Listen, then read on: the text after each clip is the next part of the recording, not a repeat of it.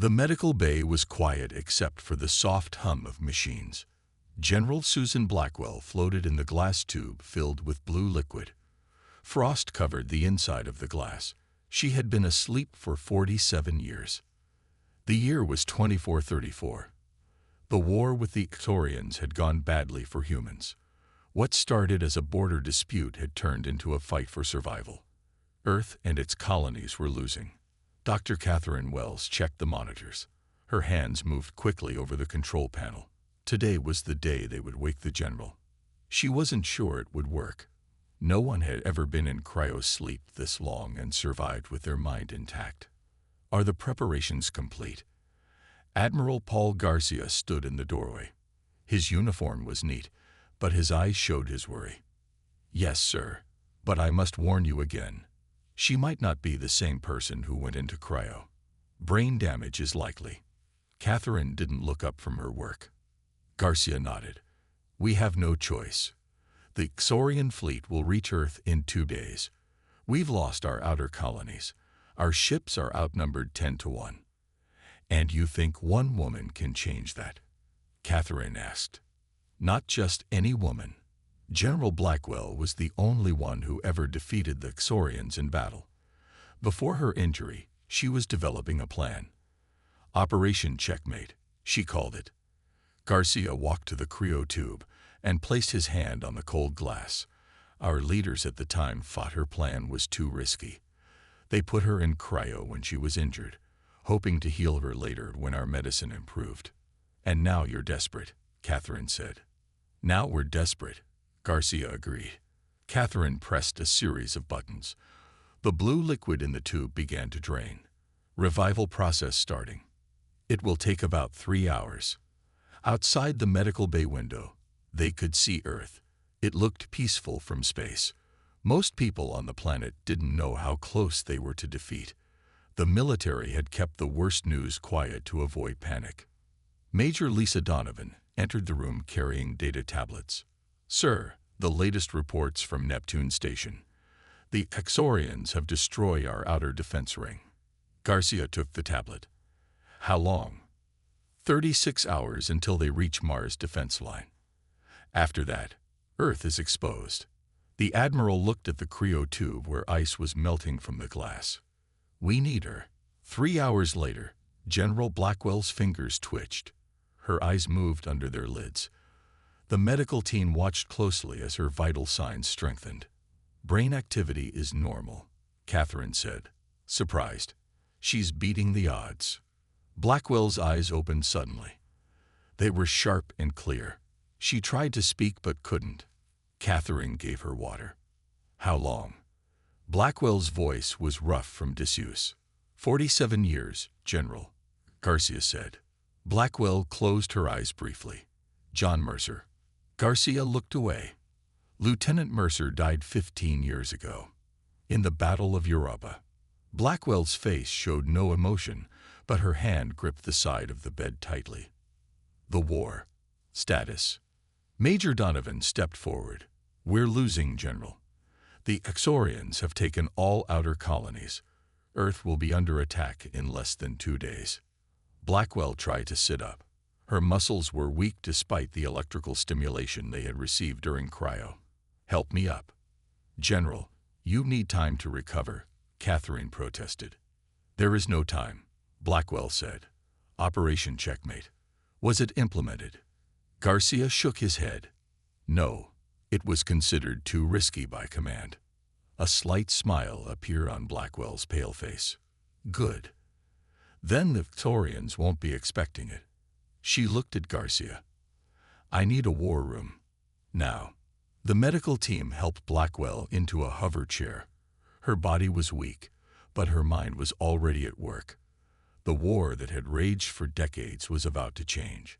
What the Ixorians didn't know was that they had been playing chess with someone who could see 10 moves ahead. As they moved toward the command center, Blackwell looked out at the stars. Operation Checkmate begins now. The war room was filled with tired faces. Officers looked up as General Blackwell entered in her hover chair. Some knew her name from history lessons. Others had heard stories of her victories. All of them looked doubtful that this thin, pale woman could save them now. "General on deck," Admiral Garcia called. Everyone stood at attention. Blackwell waved them down. "We have no time for formalities. Show me our current positions."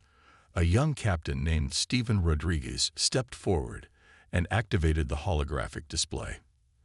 The map showed the solar system. Red dots marked the Xorian fleet. Blue dots showed the remaining human ships. There were far more red than blue. "The Xorians have taken everything beyond Mars," Rodriguez explained. "Our remaining fleet is here, at Mars' defense line. Earth's defenses are here." He pointed to a thin blue line around Earth. Blackwell studied the map. Her eyes moved quickly, taking in every detail.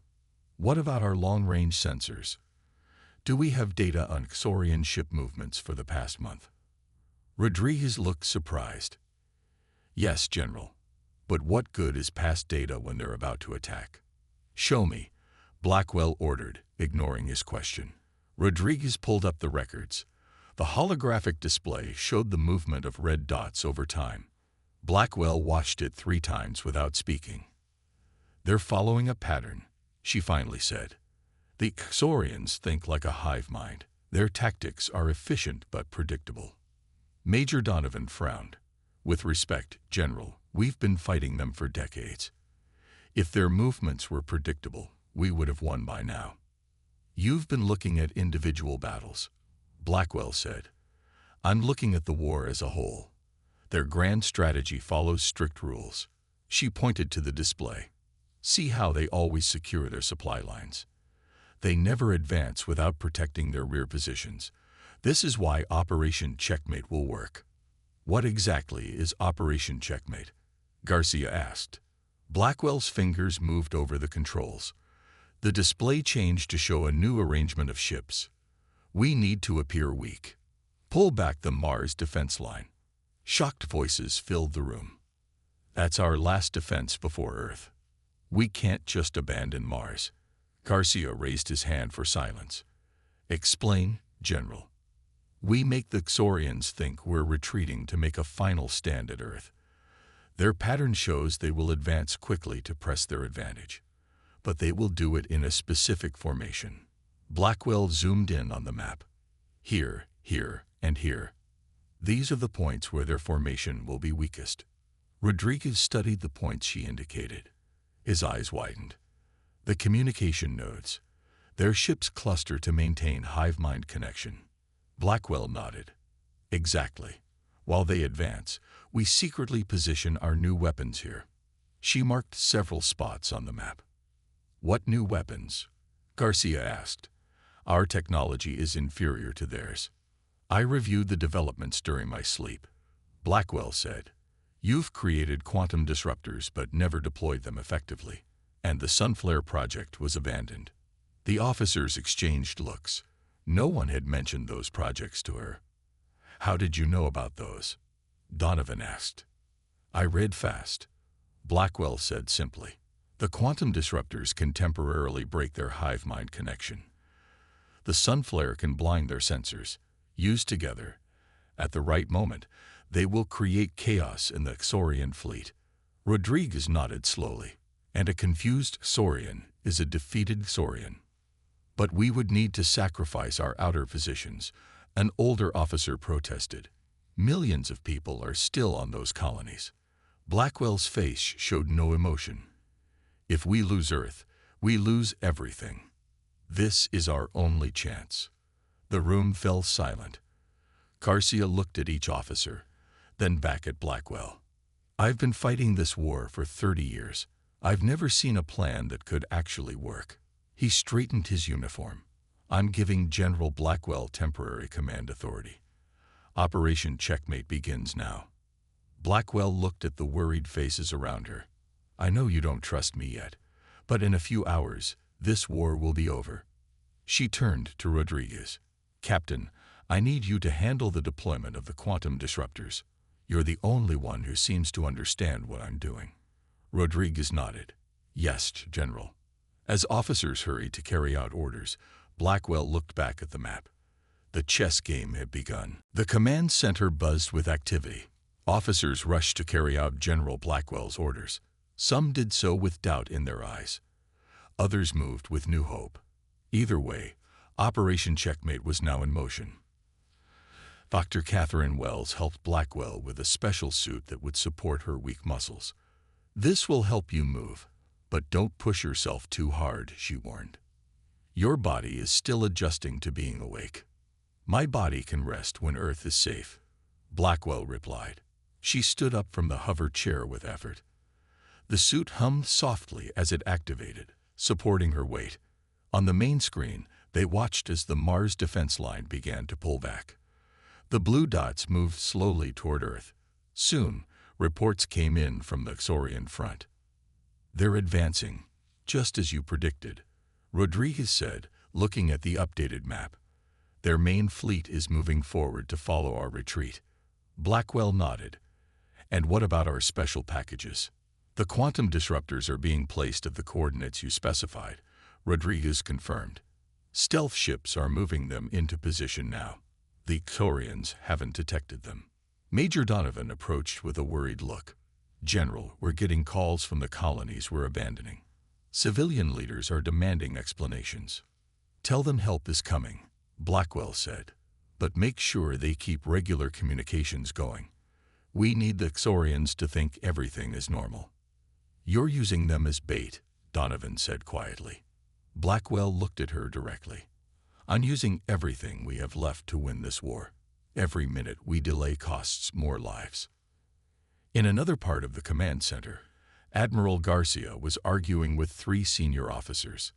Their voices grew louder until Blackwell walked over. "Is there a problem?" "Admiral," she asked. A gray-haired general named Frank Miller stepped forward. "This is madness. You're giving up our strongest remaining positions based on a strategy you developed half a century ago." "The strategy is sound," Blackwell said calmly. "You've been asleep for 47 years. Miller almost shouted. "The war has changed. The Xorians have evolved. And now you expect us to just hand them our outer colonies." Blackwell did not raise her voice. "General Miller, how many battles have you won against the Xorians?" Miller's face reddened. "That's not the point." "It is exactly the point. Your current strategies have led to consistent defeats. We need something they won't expect." "And if you're wrong?" another officer asked.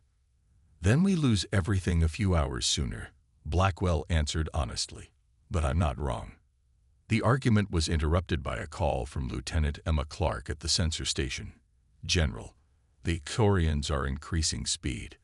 They're moving faster than we predicted." Blackwell moved quickly to the main display. The red dots were indeed moving faster, spreading out as they advanced. "They sense weakness. They're eager to finish this."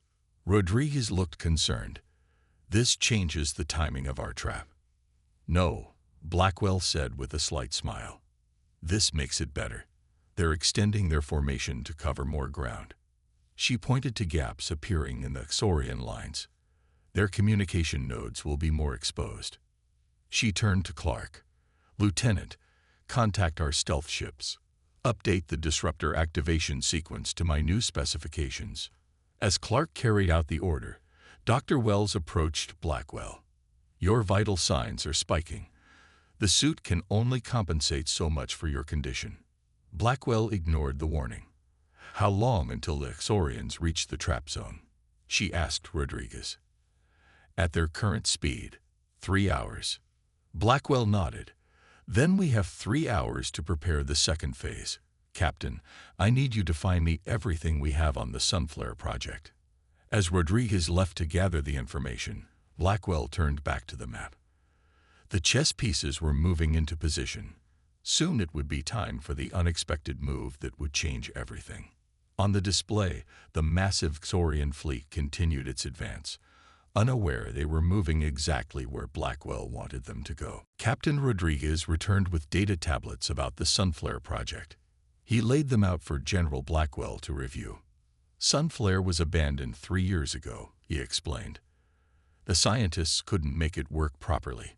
The energy requirements were too high, and the targeting system was unreliable. Blackwell studied the designs carefully. The problem isn't the energy requirement. It's the delivery method. She zoomed in on one section of the plans. They were trying to create a single, powerful burst. We need multiple smaller bursts, precisely timed. Rodriguez looked doubtful. We don't have time to rebuild the system. We don't need to rebuild it. We just need to reprogram it. Blackwell turned to a nearby communications officer. Get me the head of the Sunflare project. 10 minutes later, a tired-looking scientist appeared on the screen. Dr. Alan Price had dark circles under his eyes and a confused expression. General Blackwell, they told me you were. Well, this is unexpected. Dr. Price, I need the Sunflare system operational in 2 hours, Blackwell said without preamble. Price laughed nervously. That's impossible. We shut down that project because it didn't work. It can work. Your team was trying to create a single energy pulse. Instead, I want you to modify it to create a sequence of smaller pulses. Price frowned. That would require completely rewriting the targeting algorithms. I've already done that. Blackwell sent him a file. These are the specifications. Can you implement them? Price's eyes widened as he reviewed the data. This might actually work, but we'd need to restart the power systems at Luna Base. That would be visible to the Xorians. Let them see it, Blackwell said. By the time they figure out what we're doing, it will be too late. As Price hurried to implement the changes, Major Donovan approached with an update. The Xorians have reached the outer colonies. They're beginning occupation procedures. Are our people following instructions? Blackwell asked. Donovan nodded. Yes. No resistance. Maintaining normal communications. Good. The Xorians must think everything is proceeding as expected. On the main display, the red dots of the Xorian fleet had spread across the abandoned sectors. Their formation had thinned out as they occupied more territory, exactly as Blackwell had predicted. Lieutenant Clark called out from her station. General, our stealth ships report all quantum disruptors are in position. Blackwell checked the time. 1 hour until activation. Status of the Mars defense line. Admiral Garcia replied, continuing retreat as ordered. The Xorians are following. Blackwell moved to a private console and entered a series of commands. A small section of the display changed, showing a different view of the battlefield. Something only she could see. Dr. Wells noticed and came closer. What are you looking at? Insurance, Blackwell replied quietly. There's always the possibility that something won't go as planned. Wells checked the readings on Blackwell's suit. Your heart rate is elevated. The muscle stimulants are reaching their limit. Then give me something stronger. I can't. Your body is already under too much stress. Blackwell turned to face her. In 1 hour, we will either win this war or lose everything. I need to stay alert. Wells reluctantly prepared an injection. This will keep you going, but there will be consequences later. If there is a later, Blackwell said as she received the shot. The tension in the command center grew as the minutes ticked by. Officers moved between stations, checking and rechecking systems. Everyone felt the weight of what was coming. Rodriguez returned to Blackwell's side. Dr. Price reports the Sunflare system is being modified according to your specifications. It will be ready in 45 minutes. Good. And our fleet? In position behind Earth's moon, as you ordered. Blackwell nodded and turned back to the main display. The Xorian fleet was now fully committed to their advance. They had no idea that all their movements had been anticipated decades ago by the human general they thought was no longer a threat.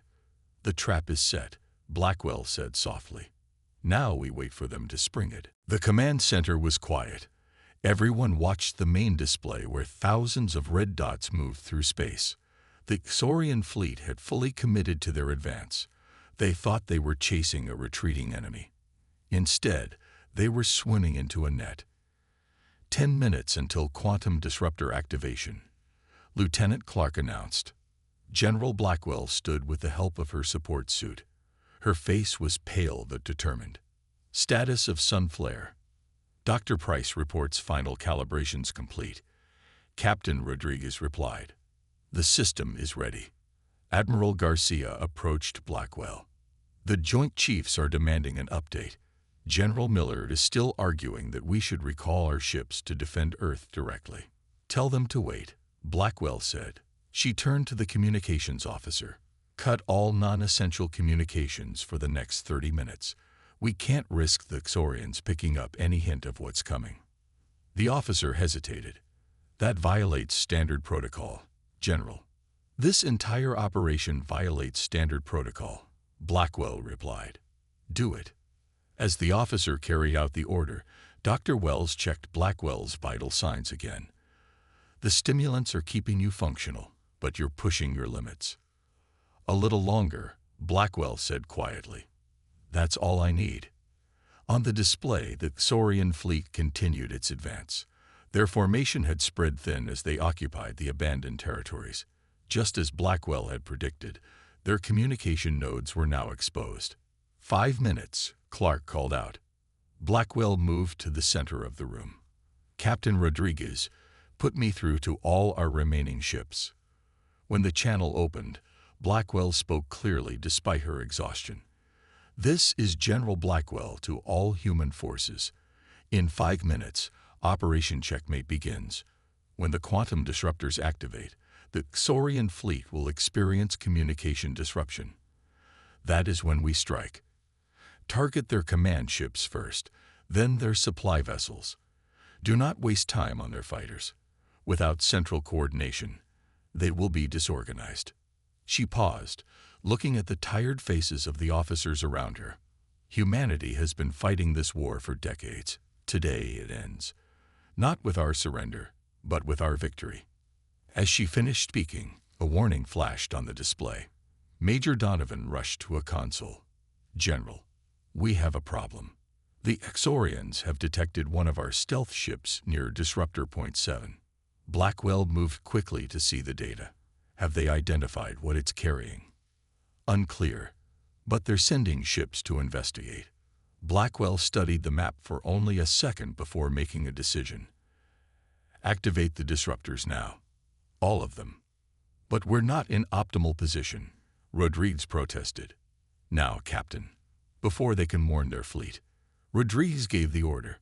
On the display, tiny blue lights activated across the map. For a moment, nothing seemed to happen. Then, the organized movement of the red Xorian dots began to change. Ships that had been moving in perfect formation started to drift in different directions. "Disruption successful," Clark reported. "Xorian communication is breaking down. Launch Sunflare," Blackwell ordered. From behind Earth's moon, the modified Sunflare system activated. Instead of a single pulse, it sent out a series of precisely timed energy bursts. Each one targeted a different section of the Xorian fleet. On the display, more confusion spread through the red dots. "It's working," Rodriguez said, his voice filled with wonder. "Their ships are losing coordination completely." Blackwell nodded. "Now, Admiral, send in our fleet." Garcia gave the order. The human ships that had been hiding behind Earth's moon moved out. They were few compared to the Xorian force, but they moved with purpose and coordination. As the human fleet engaged, something unexpected happened. Some of the Xorian ships began firing on other Xorian vessels. "What's happening?" Donovan asked. "Are they shooting at each other?" Blackwell watched with narrow eyes. "The hive mind is broken.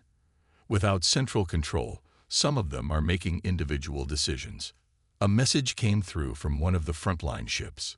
"Command, this is crazy. The Xorians are fighting each other. Half their fleet is in chaos." For the first time since she woke, Blackwell allowed herself a small smile. "The Queen is trapped. The pawns don't know what to do." The first phase of Operation Checkmate was complete, but Blackwell knew the game wasn't over yet. The main display showed a battlefield unlike anything the officers had seen in decades. The mighty Xorian fleet was in disarray. Ships moved without coordination, some firing wildly, others drifting aimlessly in space. Human fleet reporting successful strikes against Saurian command ships. Lieutenant Clark announced. 30% of their leadership vessels have been disabled. General Blackwell nodded, but her eyes were fixed on a different part of the display. There's something wrong. Look at this sector. Captain Rodriguez moved closer to see what she was pointing at. In one area, Saurian ships were starting to regroup, moving with purpose again. They're adapting, Blackwell said. The hive mind is trying to reestablish itself. How is that possible? Major Donovan asked. The quantum disruptors should prevent that. They're switching to a backup frequency. Blackwell's mind worked quickly despite her exhaustion. Lieutenant, check the communication bands. Look for any unusual Saurian transmissions. Clark worked at her console. Found it. They're using an old emergency channel we haven't seen before. Can we block it? Garcia asked. No need, Blackwell said. Captain, target these coordinates with a focused sunflare pulse. She sent the location to Rodriguez's screen. As Rodriguez relayed the order, Blackwell turned to address the room. This is the critical moment. The Saurian hive mind is vulnerable, but it's trying to recover. We need to press our advantage now. The human fleet continued its attack, focusing on the Saurian command ships as instructed. The modified sunflare system fired again, this time targeting the area where the Saurians were attempting to regroup. It's working, Clark reported. The reorganization attempt is failing. Then something unexpected happened. A message came through on an open channel. The voice was strange, with an odd clicking sound behind the words. Human vessels, cease fire. We wish to communicate. The command center fell silent. No one had ever heard a Saurian speak directly to humans before. Is this a trick? Garcia asked. Blackwell considered the situation. Possibly, but it could be something else. She moved to the communications station. Open a channel. The communications officer looked to Garcia, who nodded his approval. Blackwell spoke clearly. This is General Susan Blackwell of Earth. Identify yourself. The response came after a brief pause. I am Commander Vextala of the Third Fleet. Your attack has broken the control of the royal caste. Many of us are free for the first time. Whispers spread through the command center. Blackwell raised her hand for silence. Explain what you mean by free, she demanded. The royal caste controls all through the hive mind. Vextala replied. Most Saurians are born into service castes. We have no choice. Your weapons have broken their control over us. Rodriguez leaned close to Blackwell. Could this be true? Have we been fighting slaves all this time? Blackwell didn't answer him directly. Instead, she addressed Vextala again. How do we know this isn't a deception? Observe your displays, the Saurian replied. See which ships are attacking others. The royal vessels are firing on those of us who break free. Clark confirmed this. It's true, General. There's a pattern to the Saurian-on-Saurian attacks. The larger command ships are targeting smaller vessels that aren't following formation. Blackwell made a quick decision.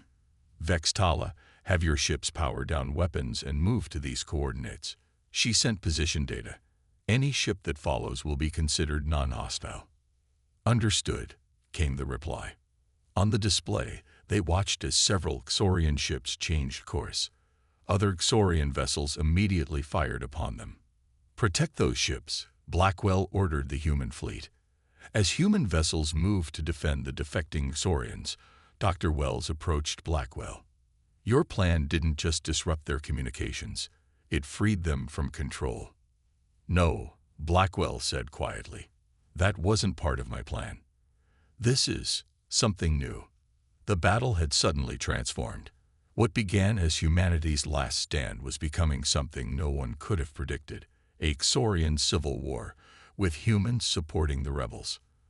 The chess game had just become far more complex. The next hour brought changes that no one in the command center had imagined possible. More Saurian ships broke away from their fleet to join Vextala. The human fleet protected them while continuing to attack the royal cased vessels. "We need to speak directly with this Vextala," Admiral Garcia said. "If what they're saying is true, this changes everything about the war." General Blackwell nodded. Arrange a video communication. Soon, the main screen showed the first clear image of Xorian that most humans had ever seen. Vextala had blue-gray skin, 4 eyes set in a wide face, and mandibles that clicked slightly when speaking. Despite the alien appearance, the intelligence in those eyes was unmistakable. "General Blackwell," Vextala said, "your strategy was impressive. You have done what we could not do for generations.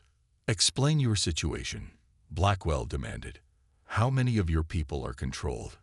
How many wish to be free?" "Most Storians are born into service castes," Vextala explained. "Warriors, workers, technicians. The royal caste is small but powerful. They control us through the hive mind from birth. Your quantum disruptors broke that control for many of us." Captain Rodriguez studied data coming in from the battlefield. "General, the royal ships are regrouping. They've abandoned the outer colonies and are falling back toward their home systems." Blackwell turned back to Vextala. "If we help you defeat the royal caste, what happens afterward? Will you continue the war against humanity?" Vextala's mandibles clicked rapidly. "We never wished for this war. It was forced upon us by the royals. They needed conquest to maintain their power. With them gone, we would seek peace." "Bold claims," Major Donovan said quietly. "Can we trust them?" Blackwell studied the Xorian on the screen. "Vextala, I propose an alliance. Together, we target the remaining royal ships. In return, when this is over, we negotiate a permanent peace." "We accept," Vextala replied without hesitation. As orders went out to coordinate the human and rebel Xorian fleets, Dr. Wells pulled Blackwell aside. "Your body is shutting down," she whispered urgently. "The stimulants can't keep you going much longer." "Just a little more time," Blackwell insisted, though her face was gray with exhaustion. Wells shook her head. "There is no more time. The revival process and these stimulants have caused permanent cellular damage. Even if you rest now, you have days, maybe weeks at most." Blackwell simply nodded. "Then I need to finish this." She returned to the command center where Rodriguez was coordinating the joint attack. "The rebel Xorians are sharing the royal ship's weakness," he reported. "With their help, we're targeting the command structures precisely." Lieutenant Clark called out from her station. "General, the royal flagship is attempting to jump to faster than light speed. They cannot escape," Vextala said over the communication. "If they reach the homeworld, they will activate backup systems and regain control of many of us." Blackwell studied the tactical display. "All ships target the royal flagship. Maximum firepower." Human and rebel Xorian vessels converged on the massive royal ship. It fired back, destroying several smaller craft, but couldn't withstand the combined assault. Its shields failed, then its engines. "The Royal Archon is attempting to transmit a final control signal," Vextala warned. "If it reaches our ships, Sunflare, one final pulse," Blackwell ordered. "Target those coordinates exactly." The modified Sunflare fired one last time. The energy burst disrupted the transmission from the royal flagship. Moments later, combined weapons fire from dozens of ships tore through the royal vessel's hull. The massive ship exploded in a blinding flash. Cheers erupted in the command center. After decades of war, the tide had turned completely in just a few hours. Blackwell watched the celebration with quiet satisfaction. Then her legs gave out. Dr. Wells caught her before she hit the floor. "Get the general to medical," Garcia ordered as officers rushed to help. As they carried her out, Blackwell whispered to Wells, "Did we win?" "Yes, General," Wells said softly. "You won." General Susan Blackwell opened her eyes to find herself in the medical bay again. For a moment, she wondered if she had dreamed it all. Then she saw Admiral Garcia sitting beside her bed. "How long was I out?" she asked, her voice weak. Just 2 days, Garcia replied. Dr. Wells wasn't sure you would wake up at all. Blackwell tried to sit up but couldn't. Her body felt heavy, like it was made of stone. The Xorians? The war is over, Garcia said with a smile. Really over. The royal caste ships are either destroyed or captured. The freed Xorians have taken control of their colonies. And Earth, our people, safe. We've already started bringing civilians back to the outer colonies. Garcia leaned forward. You did it, General. You saved humanity. Blackwell shook her head slightly. Not just me. And not just humanity. The door opened, and Dr. Wells entered with Captain Rodriguez. Wells checked Blackwell's vital signs with a concerned expression. How is our patient? Rodriguez asked. Stable for now, Wells replied quietly. Blackwell knew what that meant. She turned to Garcia. I need to speak with Vextala. The Xorian representatives are in orbit, Garcia said. They've agreed to peace talks. The first official meeting is tomorrow. I want to be there, Blackwell insisted. Wells frowned. General, you are in no condition. This might be the most important moment in human history, Blackwell interrupted. I need to be there. After some argument, they agreed. The next day, Blackwell was helped into a hover chair and brought to the conference room. Her body was failing, but her mind remained sharp.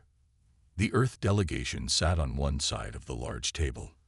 The Xorian representatives, led by Vextala, sat on the other. It was the first peaceful meeting between the two species after 50 years of war. General Blackwell, Vextala greeted her with a respectful gesture. It is good to see you again. Commander Vextala, Blackwell nodded. Let's make this meeting count. For 3 hours, they discussed terms of peace. The Xorians explained more about their society and the control the royal caste had maintained for centuries. Many Xorians were still adjusting to freedom and independent thought. We request human assistance, Vextala said. Your quantum disruptors can help free more of our people who remain under royal influence in distant systems. And in return, Garcia asked, we share our technology. We help rebuild what was destroyed in this war. Vextala turned to Blackwell. We offer friendship instead of conflict. Blackwell studied the Xorian carefully. Why should we trust you? Because you gave us something we never had before, Vextala replied. Choice. The royal caste saw other species as threats or resources. We see potential allies. After more discussion, the initial peace agreement was signed. As the meeting ended, Blackwell remained behind with Vextala. You knew, didn't you? Vextala asked. That breaking our communication would free us. Blackwell shook her head. No, I only saw a tactical advantage. The freedom of your people was unexpected. Yet you adapted your strategy immediately to help us. It was the right thing to do. Vextala made a sound that might have been a laugh. Humans are strange. You fight so fiercely, yet show mercy when it isn't expected. That's what makes us human, Blackwell said simply. 1 week later, Earth celebrated. The war that had lasted half a century had ended in hours once General Blackwell woke from cryo sleep. Her strategy had not only saved humanity, but freed an enslaved species. In a quiet medical room away from the celebrations, Blackwell watched the news reports with Dr. Wells. They're calling you the greatest hero in human history, Wells said. Blackwell smiled slightly. I was just a good chess player. The cellular damage is accelerating, Wells said gently. Maybe a few days left. Blackwell nodded, accepting this without fear. I got to see the end of the war. I got to see peace. That's enough. Outside her window, the night sky was filled with lights as human and Xorian ships flew together. A new chapter had begun for both species. The long war was over.